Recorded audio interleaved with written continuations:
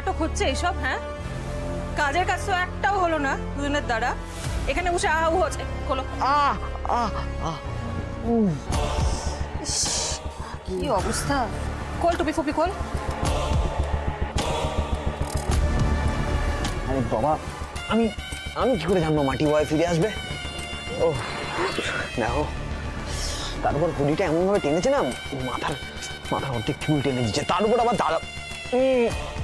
ও আরে দিদি, ও স্যার কি যে হয়ে গেল দিদি? কাকে বলছো? আমি এখানে। ওই দেখি দেখি দেখি, দেখো অবস্থা দেখো। বাবা দেখি গো, কি অবস্থা করেছে।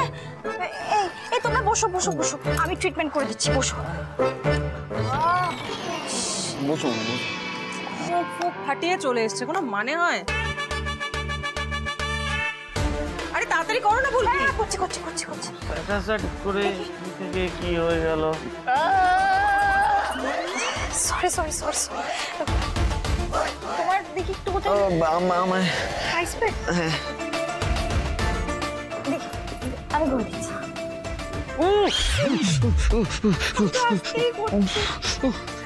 আমায় দাও। ও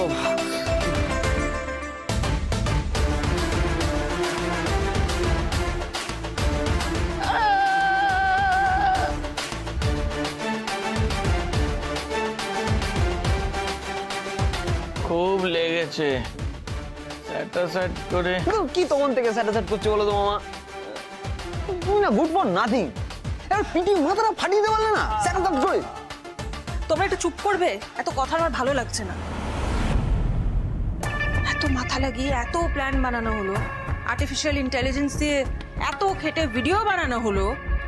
মাটি মন্দিরে গান গাইছে, সেটাকে মর্ফ করে মাটি নাকি বারে গান গাইছে, এরকম একটা কনভিন্সিং ভিডিও তৈরি করে ফেললাম আমরা। ভেবেছিলাম সেটা দিয়ে মাটিকে অপদস্থ করব, কিন্তু এবারে তো আরো ইজিয়ার রাস্তা পেয়ে গেলাম। এই যে আকাশের মাথাটা ফেটে গেল, এটা নিয়ে তো আমরা মাটিকে এবার কোণঠাসা করতে পারি। পেয়ে গেলাম তো মাটিকে কোণঠাসা করার একটা নতুন রাস্তা। এইবার আমরা এই রাস্তাতেই হাঁটবো।